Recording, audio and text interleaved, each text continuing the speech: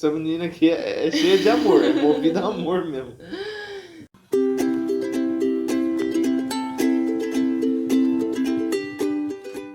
E aí enfim, teve vários problemas com o plano de saúde, porque o Léo tinha acabado de começar um novo emprego que teoricamente dava direito a um plano, e o pessoal lá falava que ele tinha o plano, mas aí não estava ativado. Teve muita dor de cabeça quanto a isso, mas aí a gente conseguiu um quarto melhor para ele, onde ele ficou essa primeira parte da internação. Então, a primeira vez a gente estava tentando fazer as contas, né, amor? Mas ele ficou em torno de 3 dias internado em observação com um neurocirurgião. E infelizmente esse primeiro médico que cuidou dele não foi um médico que deu muita atenção. Ele foi negligente, né? Muito. E ele simplesmente deixou o Léo lá com algumas medicações. Mas assim, o Léo tava em piora, sabe? Ele dava pra perceber que aquele pequeno sangramento que a gente tinha visto na primeira tomografia não justificaria tudo o que estava acontecendo. Então, que realmente esse sangramento aumentou. Talvez, eu não sei, eu não sou neurocirurgiã, né, pra falar que sim ou que não, e eu nunca fui atrás de ver isso, até porque eu acho que é uma coisa que passou, que a gente não vai ter que mudar, não vai ter como mudar, então. Mas eu sei que mais pra frente, quando eu estudei um pouco disso, eu percebi que o Léo talvez tivesse sim indicação cirúrgica ou pelo menos de algumas outras medidas que ele não tomou. Enfim, no terceiro dia, independente do Léo estar como estava, ele perdeu a movimentação da metade do corpo e da metade da face e ele ficou sem memória. Sem memória, ele virou a Dory. Ele tinha perda de memória recente. Eu falo, e não é exagerado, que de 3 em 3 minutos ele tinha um reset e ele esquecia tudo. Ele esquecia onde ele estava, ele esquecia quem tinha ido visitar ele esquecia o que ele tinha comido, ele esquecia a hora do dia. Então, assim, era uma aventura ficar com ele, porque às vezes ele dormia e aí ele acordava 9 horas da noite e ele falava, cadê o café da manhã? Eu ainda não tomei o café da manhã. Gente, eu vou contar um episódio pra vocês agora que pra mim assim é um dos episódios mais marcantes e que quando as pessoas contavam pra mim, até eu decorar, era o que mais me impactava. E hoje eu conto e é assim, eu vou fazer o possível assim para não me emocionar, mas é muito pesado, assim, para vocês terem ideia de como que eu tava naquela época. Tava no quarto, minha família, acho que eu tinha direito a mais de um visitante, né? Não podia subir, assim, só podia subir 2 por vez, mas durante o dia podia vir quantos você quisesse. Quantas pessoas quisessem, então, exato. Descia 2 e subia 1. Tá. Mas era durante o dia, então tava minha família e tinha mais um amigo meu no quarto, o Lucas. Salve, Lucas. Na verdade, essa parte já era quase noite. Já era quase noite. Foi tipo as últimas visitas do dia. Tá, enfim. Agora eu sei o que você ia contar. Visita de um amigo meu, grande amigo meu, o Lucas. Que engordou ele na internação, porque toda vez que ia lá, levava Danone, iogurte, água de coco. Valeu, Lucas. Levava cara, uma sacola mesmo. cheia de quitutes. Eu sei que essa é a sua forma de expressar os seus sentimentos, cara. Obrigado. Enfim, o Lucas no quarto, minha família. E eu na cama ali, tava conversando com o pessoal. Eu tava torto já, sério? Você estava torto desde o começo, amor. Você ainda estava torto, sim. Eu ainda estava torto. E não estava conseguindo andar sozinho. Oi! Tipo, se a gente for levasse pro banheiro... eu não consegui. Tinha que ir pro banheiro com ajuda e tal. Precisei ir pro banheiro. Fui pro banheiro, alguém me ajudou. Não sei se foi meu pai ou a Isa. Que foi o dia que você quebrou o seu celular. Que Legal. eu falei, não leva o seu celular no banheiro. Aí você falou, não, eu vou levar sim. E aí, ploft, caiu no chão. Enfim, tô tomando bronca até no vídeo do YouTube. Não é assim a vida, gente. Não é bronca, eu só tô contando. Fui pro banheiro, precisei ir pro banheiro, resolvi levar o celular. Não sei porquê, por algum motivo, enfim. Aí o pessoal ficou no quarto ali, né? Claro, ninguém ia pro banheiro comigo. Chegando no banheiro, eu com o celular resolvi, brilhantemente, mente de gênio, resolvi mandar uma mensagem. Pra quem que eu resolvi mandar uma mensagem, gente? Pro Lucas, Que tava no quarto. que tava no quarto. Peguei o celular, mandei uma mensagem pra ele. Isso me conta, né? Lucas, eu tô internado no hospital, cara. Sofri um acidente. O dia que der, você vem me visitar aqui. E ele digitava tudo errado, tipo, tudo errado. Gente, Mal dava pra entender o que não ele dá tava pra digitando. ser. Eu falei que eu correria o risco de me emocionar, mas é uma palhaça aqui do lado. Não dá. Sério. Mandei. O Lucas me respondeu, cara, tá bom, vou te visitar assim. Quando der, eu passo aí pra te ver. E ele tava no quarto, gente. Eu tava no banheiro. Esse povo não tem um pingo de piedade.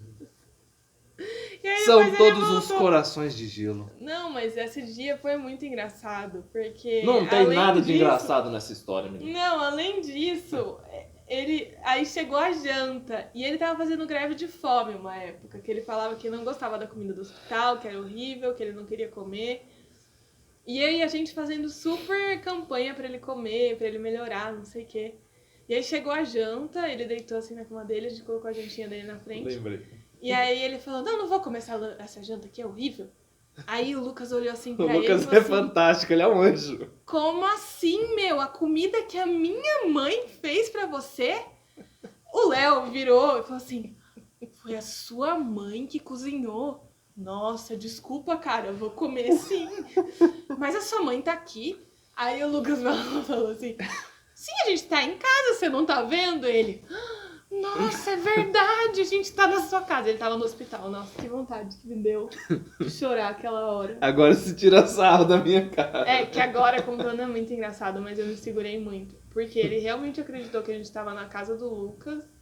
E ele super comeu a comida. E aí, tipo, ele não conseguiu comer tudo, mas realmente vinha muito. E aí ele ficou pedindo desculpas até o Lucas ir embora. Ele ficava tipo, ô, desculpa, cara, que eu não consegui comer tudo. Tava muito boa a comida da sua mãe. Mas é que realmente eu não tô muito bem. Mas sério, agradece muito ela. Agradece a dona Jaci, Lucas. E hoje eu agradeço você. Enfim, ele foi embora no ápice do momento ruim dele pra casa. Ele teve alta, a gente não foi confiante pra casa, mas o médico deu alta, a gente foi. E eu lembro que foram as 2 noites que ele passou em casa, acho que foi 1 ou 2 noites. Foi muito estressante. Ele tinha dores de cabeça horríveis. Ele falava que um barulho ficava no ouvido dele e que o cérebro dele não conseguia parar de pensar e aí ele não conseguia dormir à noite. É que tem vários estágios, né? Teve vários estágios desse negócio aí. Fora que mudou minha personalidade, e depois e eu começou a lembro, piorar a memória. no dia que ele passou o dia inteiro em casa, ele virou uma pessoa que eu, assim, não conhecia, que ninguém conseguia lidar. Ele ficava só na cama e ele xingava todo mundo. Ele falava que ele não ia sair daquele lugar, que ele não ia tomar banho, que ele não ia comer. E a gente nem podia chegar muito perto dele e ele já ficava bravo. Ele só ficava falando que a cabeça dele não tava não parava e que ele só queria que a cabeça dele parasse. Pra eu conseguir descansar. E aí eu lembro que chegou num ponto tão crítico que eu falei, não, eu vou ter que conversar com o meu professor de neuro pra ver se isso é esperado, se é realmente assim. E eu tinha que continuar indo pra faculdade, porque eu acho que eu tava no internato realmente, eu não podia faltar. Então eu fui e justamente aquela semana eu tinha estágio de neuro e eu conversei com o meu professor. Não. Não era Souza? Manuel? Manuel. E ele falou, não, leva o seu namorado lá no meu consultório hoje, amanhã à tarde, acho que foi amanhã, acho que era no dia seguinte, que eu vou dar uma olhada nele. E eu lembro que a gente foi e a gente esperou um tempão, o consultório dele tava super cheio. É uma clínica com E ele vários fez um médicos. encaixe, ele não cobrou nada, né? Ele foi muito fofo. Ah, Depois não, até a dessa gente aí eu não levou lembro. Dessa aí eu não lembro. E o Léo tava um animal, assim. Ele ficava com a cabeça baixa e ele falava que a cabeça dele tava estourando, tava com muita dor. E ele não tava comendo, já fazia 2 dias, não comia em casa. Assim, a gente teve que fazer muito pra conseguir levar ele lá. E aí também quando chamou, ele não queria ir pro consultório.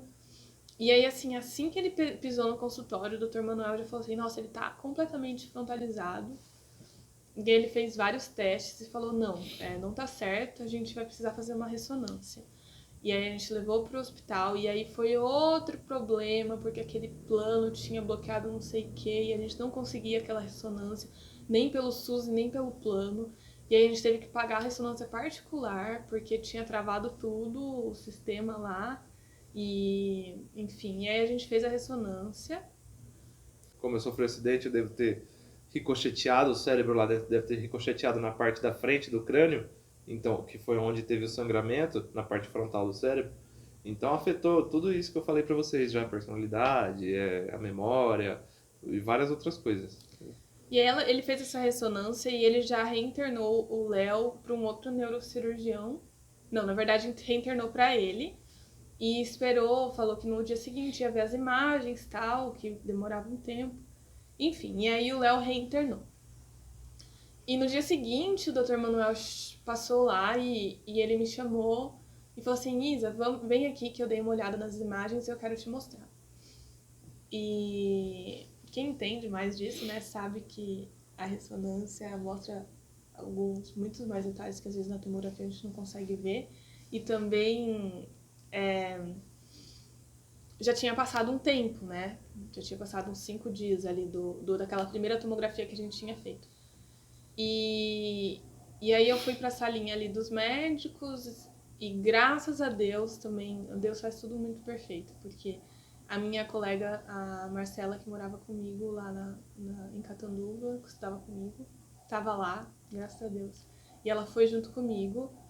E quando ele abriu aquela imagem, eu fiquei chocada, porque o cérebro do Léo tava com uma mancha gigante de sangue na parte frontal e tinha um desvio grande de linha média, que isso é um dos critérios também para avaliar se precisa fazer alguma coisa a mais ou não, cirurgia ou não. E o Dr. Manuel me mostrou e foi mostrando isso e a imagem era muito impactante. E ele falou, olha, eu sou neurologista clínico, isso aqui sai da minha alçada, eu vou ter que passar para um neurocirurgião. E aí ele indicou um outro neurocirurgião da cidade, que foi muito mais atencioso. E aí ele explicou que no momento que o Léo tava, já não adiantaria fazer cirurgia, porque os riscos de perda iam ser muito maiores, porque o cérebro dele estava muito inchado. E se abrisse, ia ter que tirar muito para conseguir manter lá dentro, enfim. Ele explicou dessa forma e aí ele deixou o Léo mais alguns dias com medicação em observação lá no hospital. E, enfim, foi muito bom que a minha amiga tava lá, porque ela foi um apoio para mim. Obrigada, Má. Porque ele chamou a gente foi lá ver aquela imagem e ele foi embora. E eu tive que passar essa informação. Na verdade, ele falou por cima pros pais do Léo. Só que, assim, lógico que eles iam me perguntar depois, como eu tava fazendo faculdade de medicina aqui, pra eu explicar melhor, né? E me deu um desespero muito grande aquela hora, porque a gente ainda não sabia como que ia ser. Ninguém podia prometer pra gente que o Léo ia voltar normal. Era sempre tem que ver como que o organismo dele vai responder. E aí vem um monte de gente que conta que tal pessoa ficou assim para sempre, tal outra pessoa foi mal, ou tal pessoa se recuperou, e a gente fica muito abalado, muito sensível, e naquele momento eu tava muito abalada, só que eu não queria transparecer isso para a família do Léo, porque eu não queria causar um desespero em todo mundo, que não ia adiantar.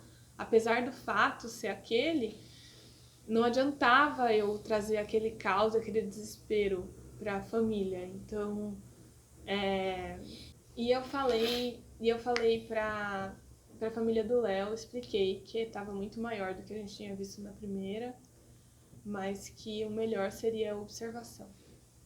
E graças a Deus, a partir daí, o Léo foi apresentando algumas melhoras.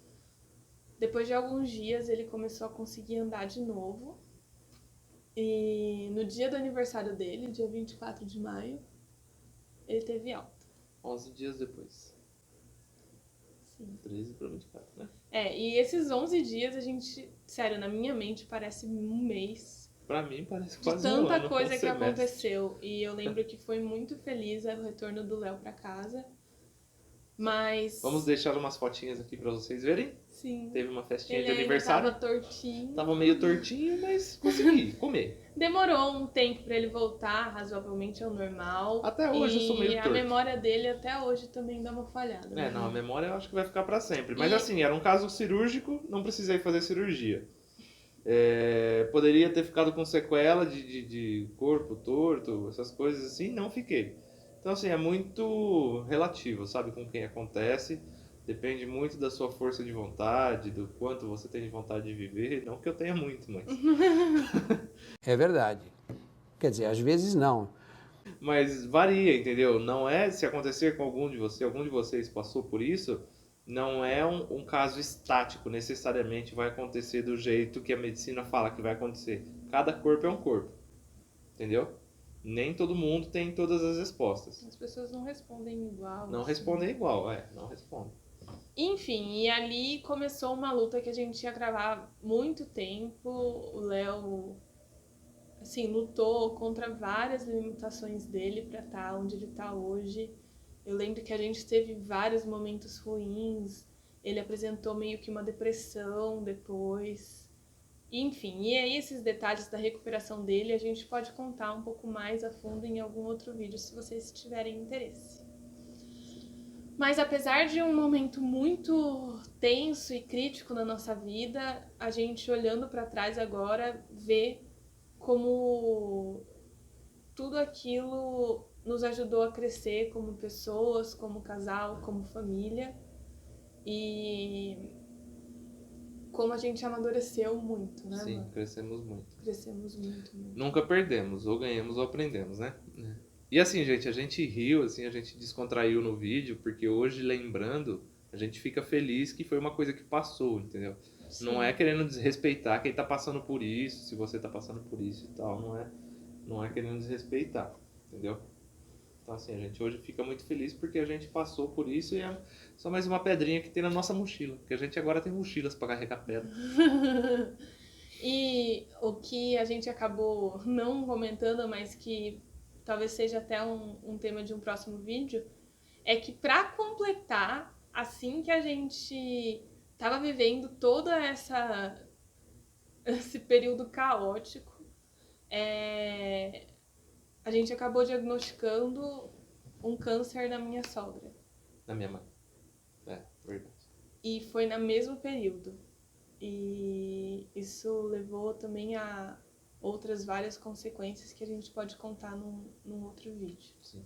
Bom, gente, é isso. Espero que tenha sido bom. A gente tenta contar da nossa forma, com as nossas emoções.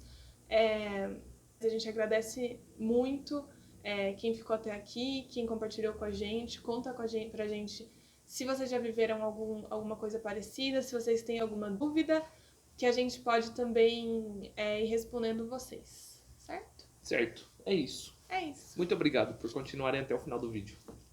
Valeu! Tchau, tchau. Até uma próxima. Até.